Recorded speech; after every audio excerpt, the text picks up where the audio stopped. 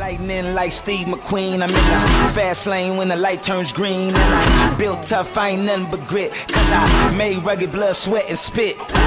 Yeah, like a horse I fly. Better push yourself in for a bumpy ride. I like to play hard, but I work harder. And I weather the storm cause I'm built stronger. Hey guys, before we jump into the episode, I wanted to let you know it is brought to you by Denim.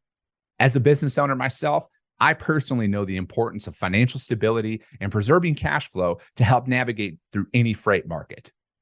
With Denim's comprehensive service offering, you now have an all-in-one financial partner whose platform includes factoring, payments, freight audit, document collection management, and analytics, which help keep your business financially healthy and increase your team's time to focus on revenue-producing activities. You can also take advantage of Denim's free credit check, which they perform on all of your customers. And Denim will proactively reach out to you if they spot any signs of credit deterioration. Finally, Denim always pays your carriers first. As a broker, this is imperative to preserving your credit score in the market, which ultimately helps you become a broker of choice to your carrier partners. Are you ready to learn more? Visit denim.com to schedule a demo today.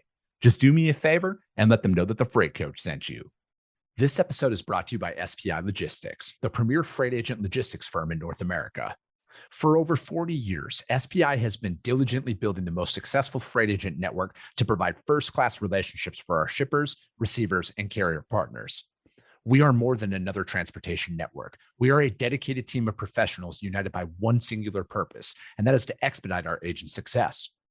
All of our agents are set up for success on day one, as they are provided with a full suite of support staff that is ready to assist them with everything from after-hours emergencies to financial and administrative needs on a no-fee basis.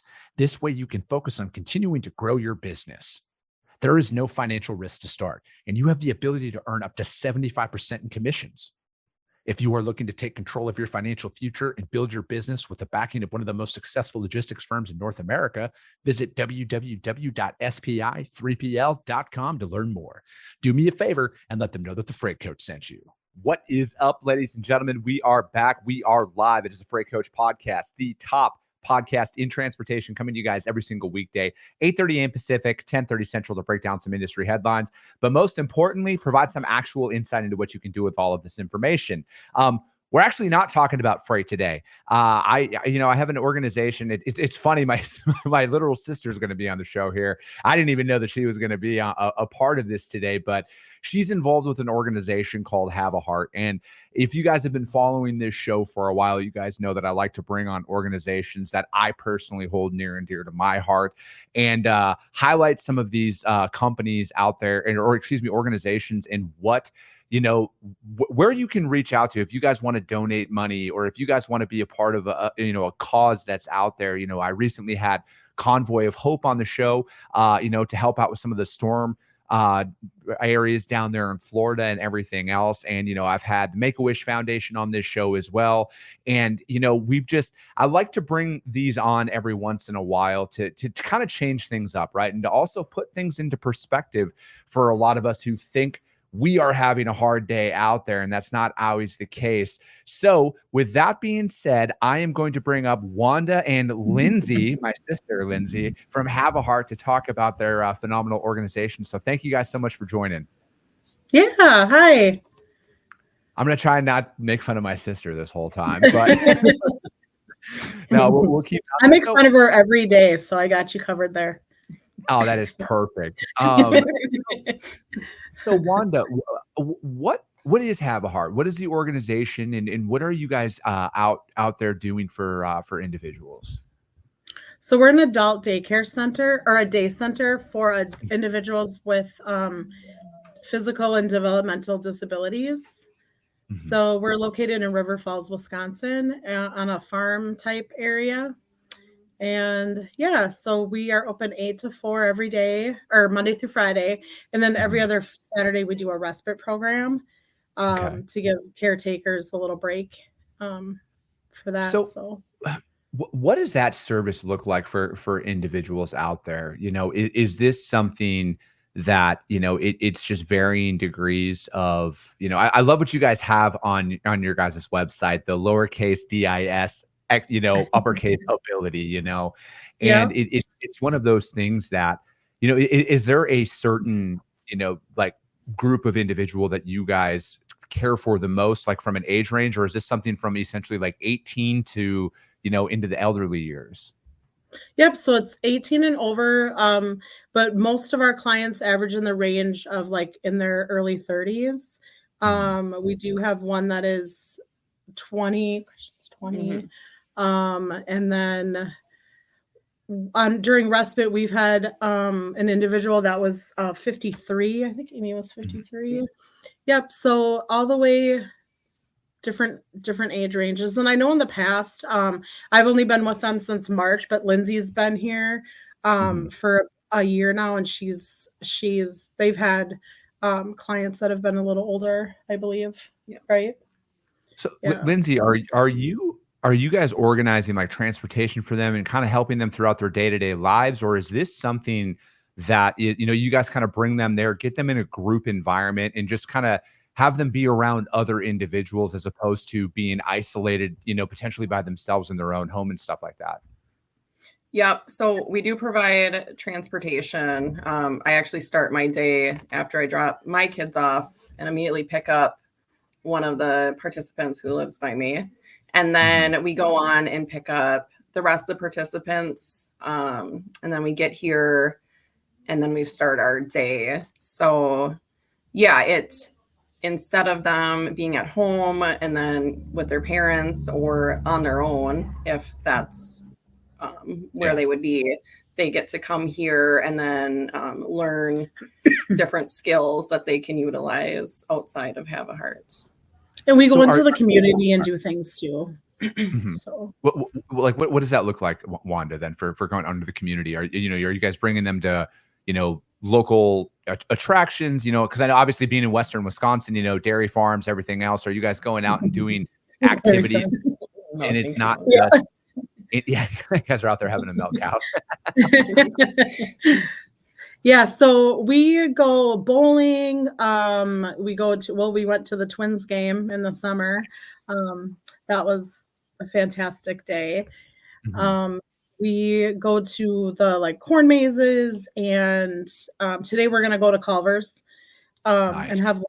So it kind of helps them get out into the community and learn different skills of how to like order food and pay for it.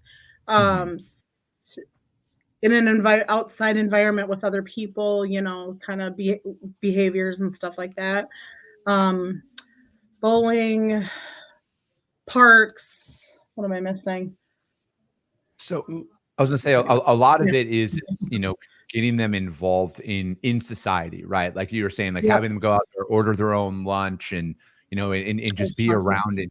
Yeah, and just know, you know, because to me it's things that we do that, and again, I'm not trying to like separate anything, but like what a lot of us do in our day-to-day life that we just take for granted, essentially, you know, like the ability to walk around, the ability to run, the ability to do all of those things, that there's individuals out there who that would be like the greatest day of their lives right now. And I like to talk about putting those things into perspective for others and why it's like, you know, because for me, you know, obviously, I'm sure you, Wanda, you know a lot about Lindsay and I's, you know, family and, you know, and kind of our history with a lot of this. So like a lot of these are, you know, it's very, very personal to me. And, you know, to have organizations like you guys out there working with others, because it's like, you know, in hearing from, you know, because I've had the Make-A-Wish Foundation on as well, and in hearing from them that, you know, because I guess we were kind of isolated in a sense that, you know, Lindsay and I's brother and sister-in-law were so involved with our nephew and still are very involved with all of that. And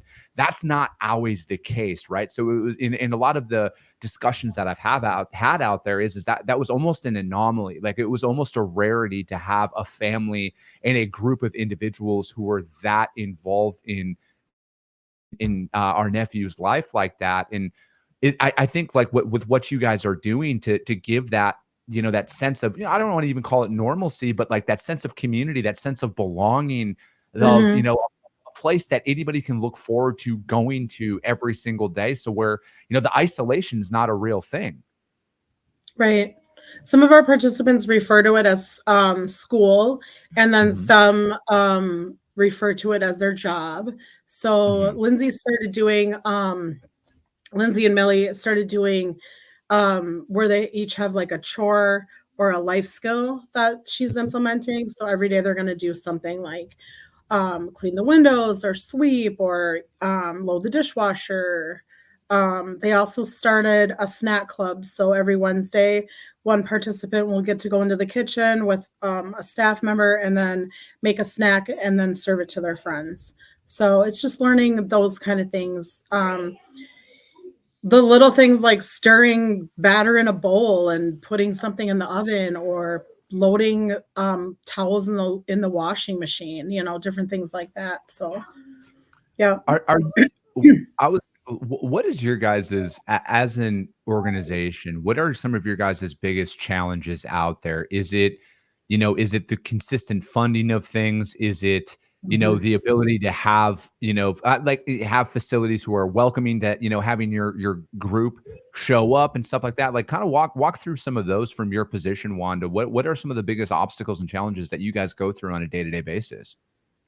Yeah, it's fundraising is kind of an ongoing thing that we're trying to do. We're having a dinner dance in our barn on November 2nd, a fundraiser for that. And then just doing little things, getting out in the community and getting our, our name out there when we go to places like brushstrokes on Wednesdays, just meeting up with other organizations like ours and having them just participate in dancing and what did they do there? Like a movement, not yoga, but kind of, and then just doing that like an art project.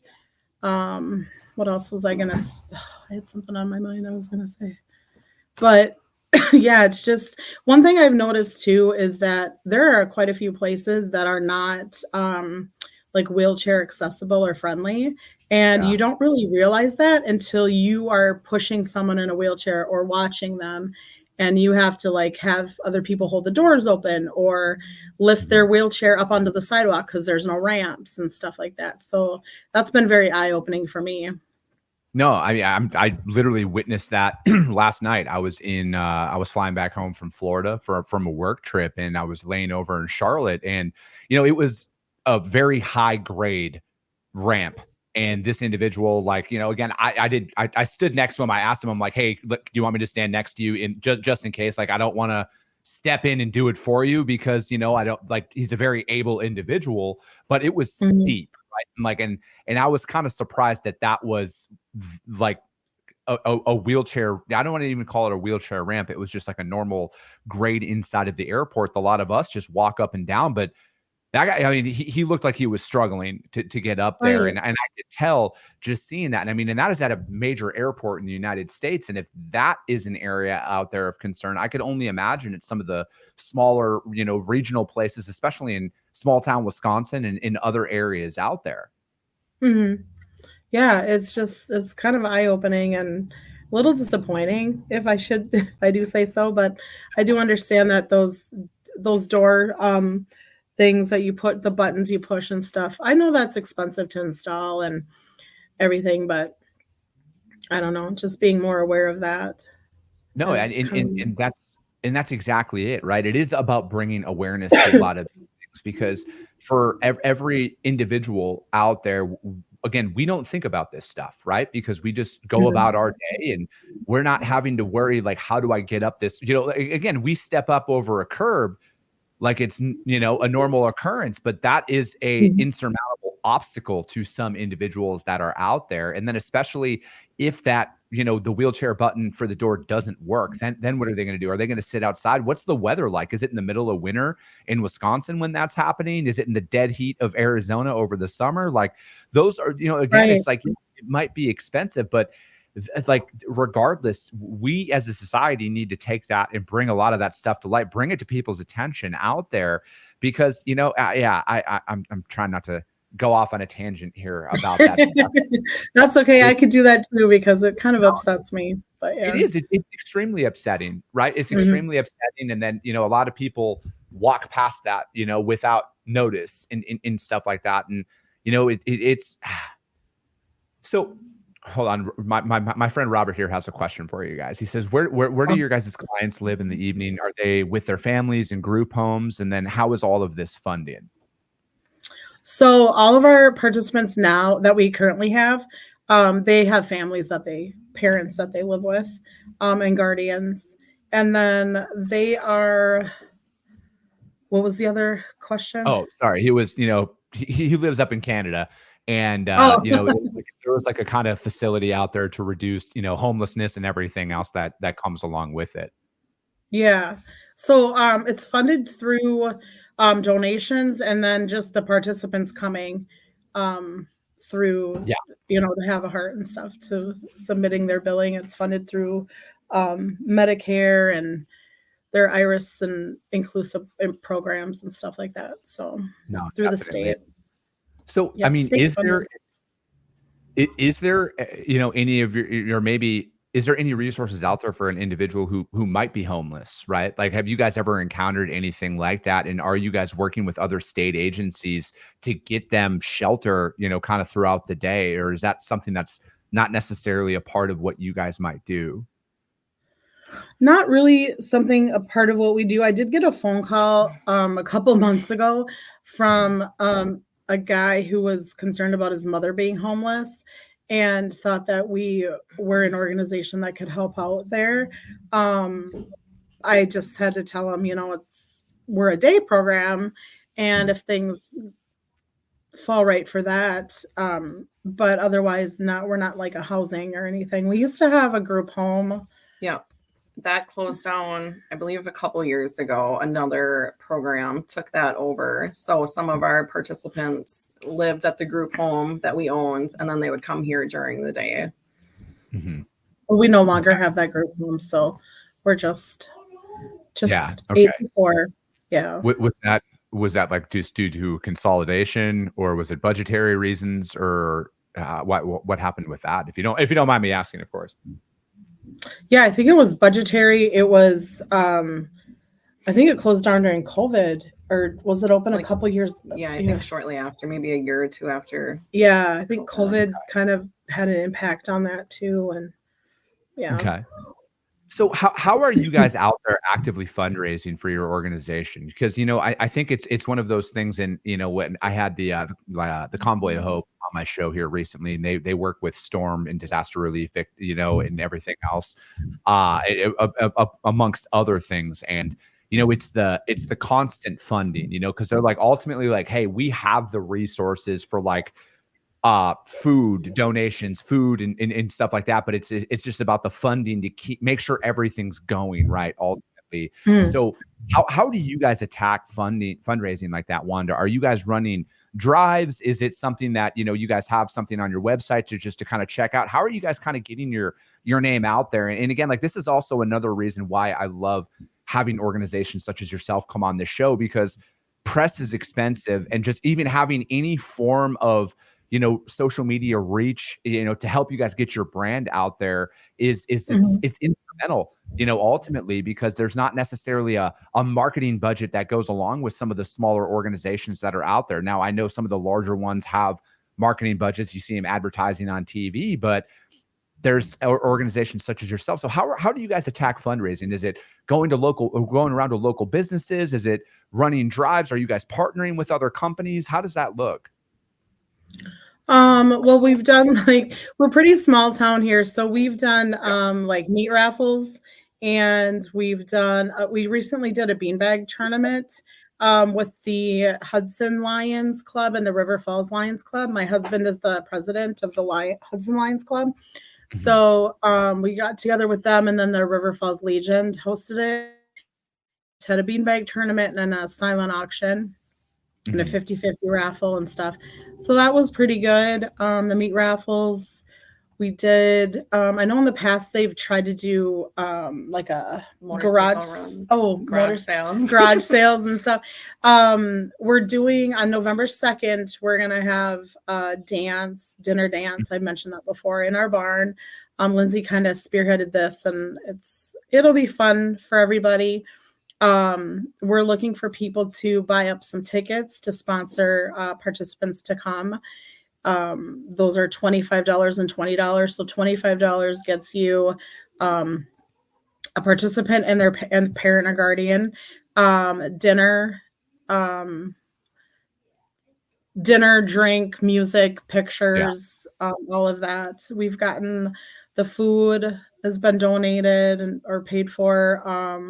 Like we have to get porta potties because we can't have like all those people using our facilities here. So that was donated. It's just the small stuff that people have stepped up to do.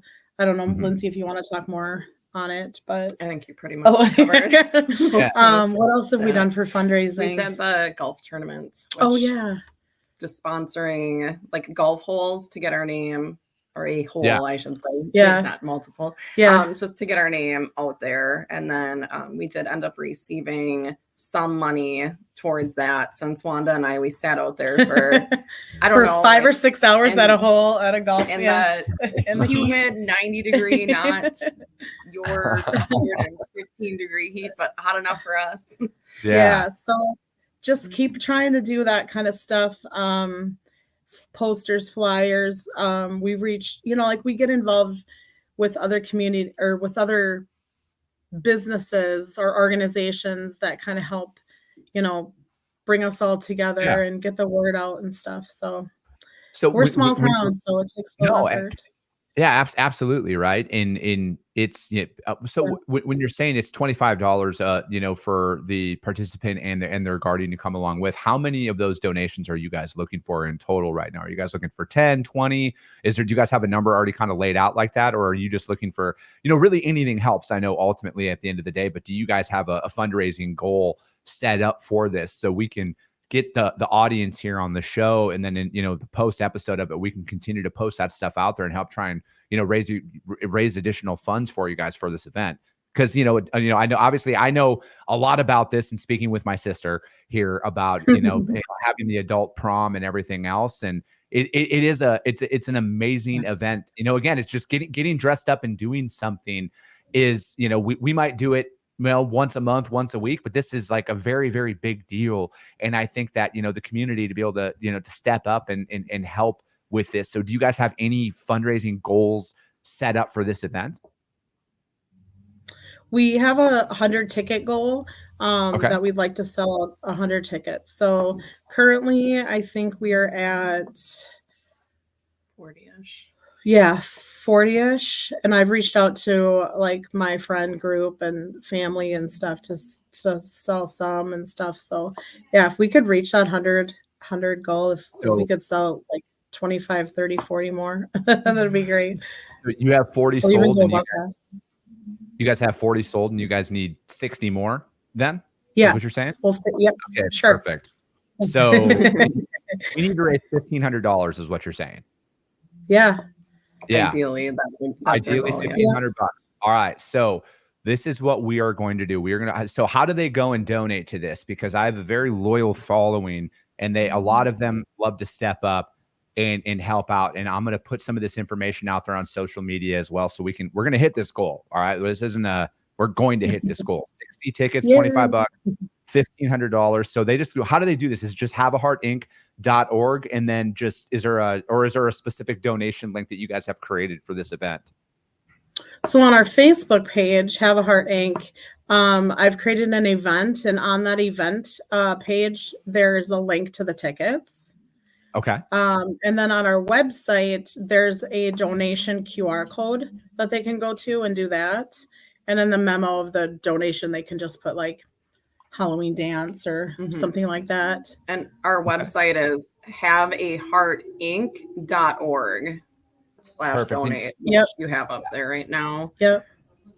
Yeah. And people can go directly to this, and otherwise they can check you guys out on Facebook and donate directly on there. And yeah, I'll create a just like obviously with after the episode airs, we'll upload that link into all social media posting and podcast postings that we do out there to continue to drive this out. And we'll run this for these next couple of weeks. When is the actual event for this? Was it November 2nd, you said? Yep, it's November 2nd. So anything up until then is great. And what was I going to say? There's Ticket Leap is where we're getting where we're selling the tickets through. So if they just go on Ticket Leap, they can search the event on there too. It's called. I was going to say, after the show, Lindsay, just send all of that information over to me, and we'll put that out there, and we'll run some social media posts. We're going to hit the $1,500. All right, we're going to do that. We're going to hit that. I'm going to post this out there, and it's going to happen. Okay, we've raised tens of thousands of dollars on this show so far, and and counting. And we're going to continue to do this. We're going to continue to help highlight organizations such as yourself to get this out there, right? Because again, most nonprofits don't have a marketing budget. They have no way to get themselves out there and Right. really spread their message and their cause. And, I will always utilize this platform and my platform to benefit communities such as the ones that you guys represent out there. And we're going to continue to do this. So we're going to raise $1,500. All right. It's going to happen. It's going to happen over the next couple of weeks here. I'm going to post about it. I'm going to talk about it as much as I possibly can. And we're going to hit this goal. All right. And this community that listens to my show has, just for Lindsay and I's nephew, they raised over $10,000 just in that. And it was within a 7-day period, and people step up for that stuff. They step up for that stuff. And, and that's just what I'm going to continue to do as this platform continues to grow, is to help organizations and partner with organizations such as yours and others to help you guys raise the necessary funds that you guys need to operate. Because, and especially if you're out there operating with, Medicare and state funding, we're at the leisure of politicians, how they decide on how funds are allocated at times. And you guys shouldn't have to deal with that. Your guys as clients and you're the people who come there every single day shouldn't have to deal with that stuff. We as a society need to take care of people. And I know that the community that watches this show does just that. But so everybody should go to haveaheartinc.org. And then there's a donate. If you guys want to just go to the website direct, just go to haveaheartinc.org. And here it is right here. And then you can just click on donate on there, or otherwise you guys can click on this. This is going to be up on YouTube. I'm going to share this on all the podcast episode pages on iTunes and Spotify and everything else. And we're going to get this out there and we're going to spread it. And we're going to hit the $1,500 goal, you guys. All right. We got to hit $1,500.